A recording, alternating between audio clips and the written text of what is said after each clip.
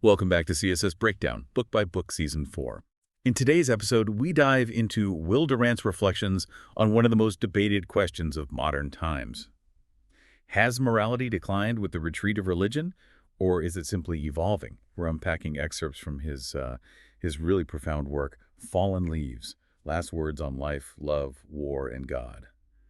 Durant takes on a truly big, complex topic here, and, well, our mission today is to try and extract the most important nuggets, give you a shortcut to being well-informed, maybe with some surprising facts, and keep it interesting. Absolutely. It's a fascinating deep dive because Durant doesn't just, rehash old arguments. He really challenges common assumptions, especially that idea that, well, religious decline is the only reason or even the main reason for moral shifts. He offers a much broader view, really pushes us to look beyond the simple explanations. Okay, so before we even get into whether morality has declined, Durant says, hang on, let's define our terms. He starts simply enough, right? With Webster's definition of religion. Yeah, the worship of supernatural powers.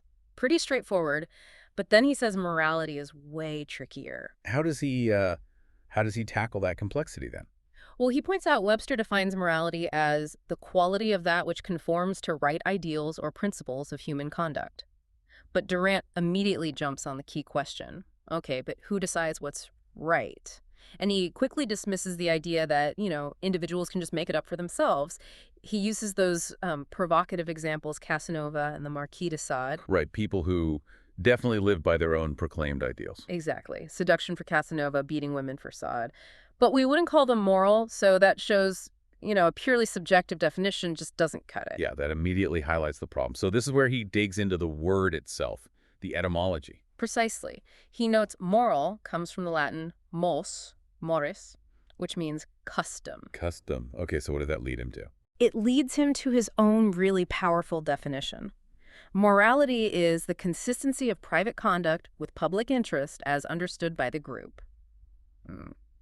So for Durant, morality isn't just some abstract virtue thing. It's fundamentally social. It's about how we fit into the group. A kind of social contract almost. Yes, exactly. Yeah. He argues our life, our liberty, our development, they all depend on social organization. And in return, we have to adjust our conduct to what the community needs. This idea is really central to everything else he argues. It's about group survival, not just personal feelings. Okay, so given that very social definition, it makes sense why the church often sees itself as this indispensable bulwark of morality. They argue, don't they, that the moral relaxation we see or perceive in the West is mainly because religious belief has declined. And they point fingers at the Enlightenment thinkers, the philosophers. Right. They blame those thinkers and their intellectual descendants for attacking the church. Durant kind of imagines this irate cardinal, really going after the infidels. What's the core of that cardinal's argument as Durant lays it out? The cardinal would say, look, your security, your survival, these are gifts from the social order. And that order depends on the family, the school, and the church. And his main point is that laws and police, they can't do the heavy lifting. They can't replace the moral discipline that parents, teachers, priests instill. And the warnings sound pretty dire. Oh, yeah. Attacking these institutions, the cardinal warns, weakens the dikes, holding back our selfish, chaotic, even savage impulses. He paints this picture, Parents ignored, schools full of ruffians, priests mocked, Christian doctrine weakened, corrupt officials, powerful crime syndicates, media obsessed with sex leading to violence, dangerous streets. A grim picture. And the solution offered is? Simple. According to the cardinal, come back to belief. That's the only way back. It is a strong case for the church's historical role.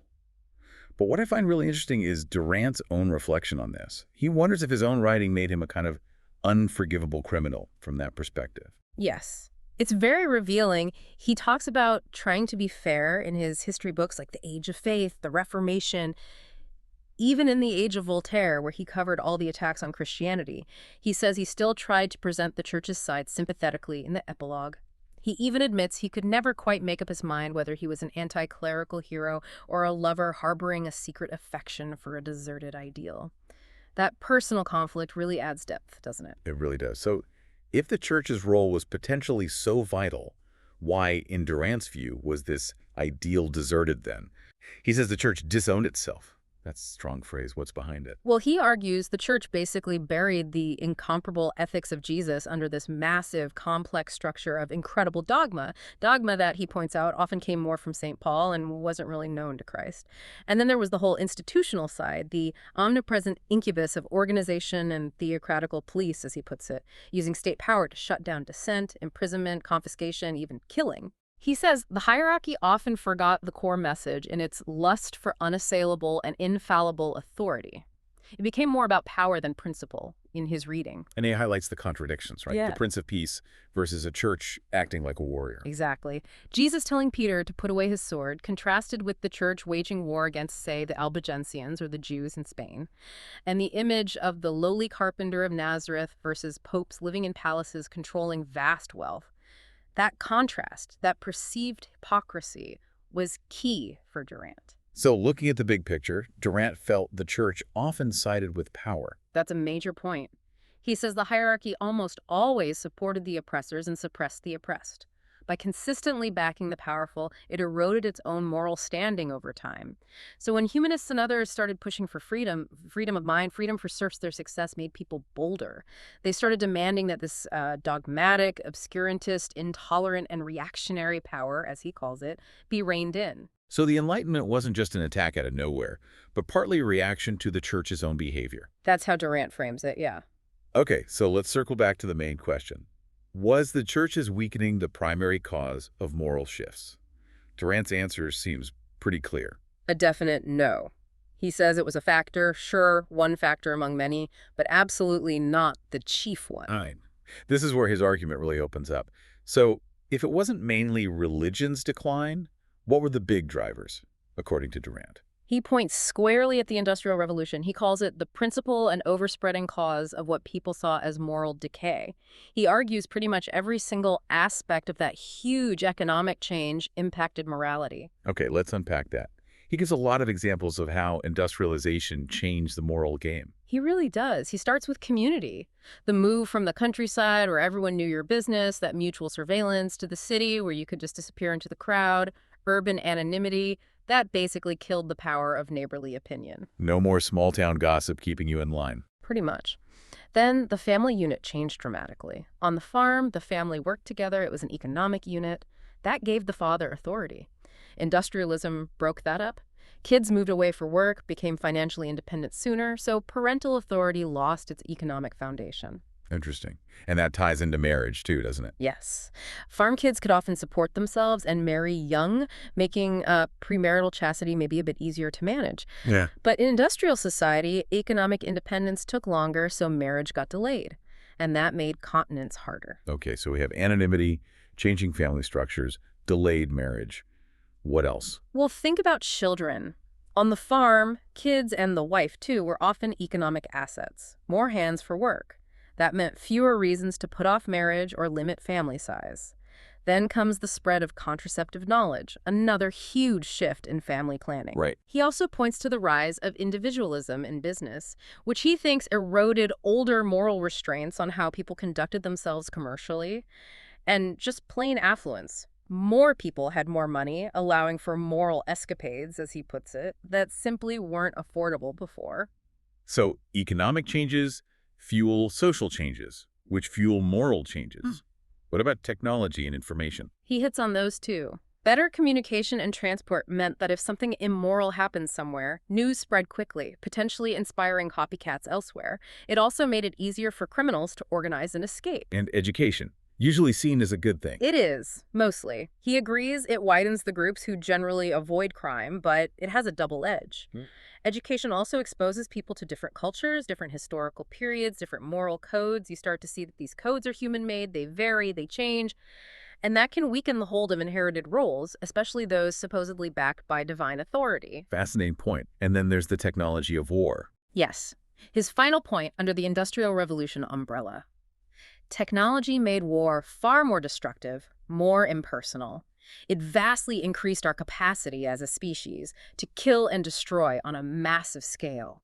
And that connects directly to his second major cause of moral change. Modern war itself. Not just the tech, but the whole experience. Exactly. It's about the character and frequency of modern war. He argues that when you train masses of young men to kill efficiently, maybe even with zest and a good conscience, some of that inevitably carries over when they return to civilian life. The habits and temper of war don't just switch off. Right. They might find it harder to accept, say, poverty when they see wealth all around them. They might even apply battlefield thinking, battlefield techniques to problems in the city. It's a disturbing thought. And the impact goes beyond the soldiers themselves, doesn't it? It affects the whole society. Absolutely. The military gains prestige, influence. Their way of thinking, which often has to bypass moral considerations for strategic ones, starts to seep into government, into the public mindset. Lying becomes normalized, even a state industry for propaganda purposes. History gets rewritten to fuel hatred. And nationalism. And nationalism becomes paramount. It overrides moral concerns, pushes aside social reform, and, as Durant puts it, becomes a religion stronger than any church.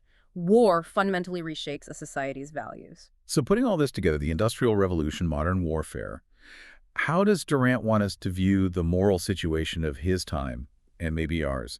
Is it decline?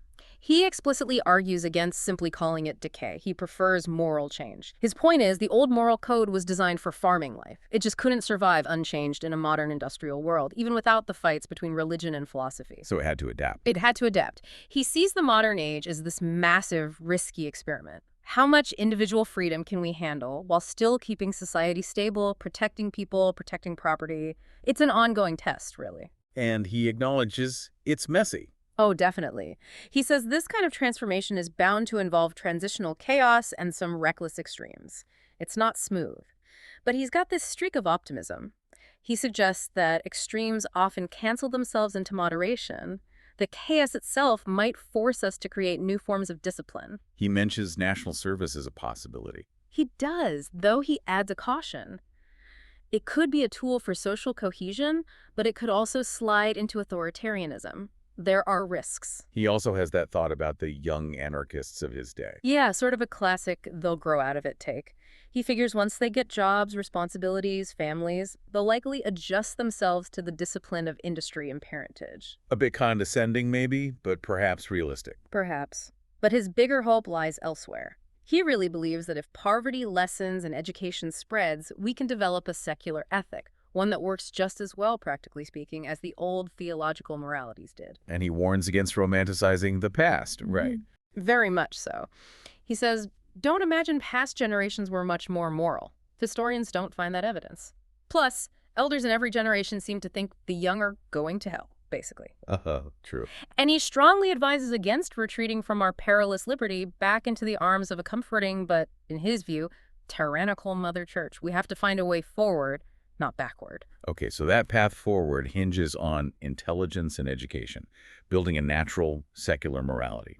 He even revisits an old idea of his about intelligence being the highest virtue, like Socrates said. He does, but then he makes this really interesting self-correction.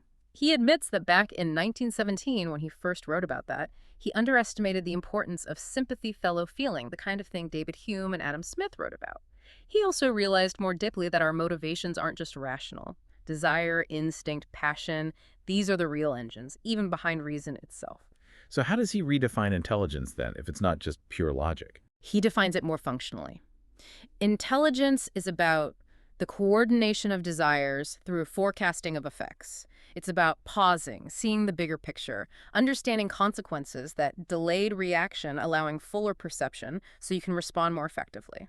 So intelligence doesn't create the drives, but it harmonizes them, directs them wisely. It's the conductor, not the orchestra. That sounds much more practical and like something you could actually teach. Exactly his point. He thinks it's hard to teach, but it can be taught, at least to varying degrees. He believes you can make young people understand that social stability and moral restraint are good for them, for their own security, their own advancement, their own fulfillment. And he brings up the statistic or observation that crime and immorality tend to be lowest among the best educated parts of society. Suggesting a real link. A correlation, at least. And this leads to his really ambitious vision, his dream for what this kind of education could look like. It's quite something. It really is. He dreams of dedicating as much time and resources to teaching a natural ethic as the church historically spent on its supernatural code. Imagine. An hour every week in every grade from kindergarten through PhD focused on moral understanding, using specially designed textbooks that grow in complexity. Written by experts but made readable. Yes, philosophers, clergy, people from the business world contributing, but then rewritten by people who are allergic to preaching and gifted with clarity. He wants it practical and engaging, not preachy. And not just dry textbooks either. No, he wants it humanized. Use readable biographies of great moral figures from all kinds of traditions: Confucius, Buddha, Socrates, Jesus, St. Francis, Maimonides, Spinoza, Florence Nightingale, Schweitzer.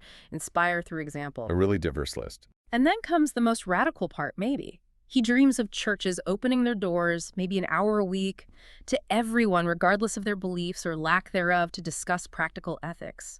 How can we, even in a secular world, live up to the ideals of compassion and goodness, like those embodied by Christ? It's this incredibly inclusive vision of shared ethical exploration. Wow, transcending all the usual divisions. He really believed education was key. Fundamentally, he concludes that if more and more each new generation should receive more and more education, it is reasonable to believe that morals would improve. It's a profound faith in enlightenment, in the power of understanding. So quite a journey with Durant.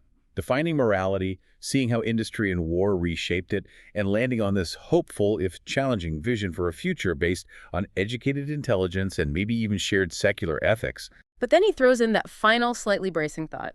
He says morals will never satisfy the moralist. Why? Because morality is unnatural, goes against the grain. He reminds us we're basically evolved for a hunter-gatherer life, not this complex, urban, industrial, factory office existence we've built.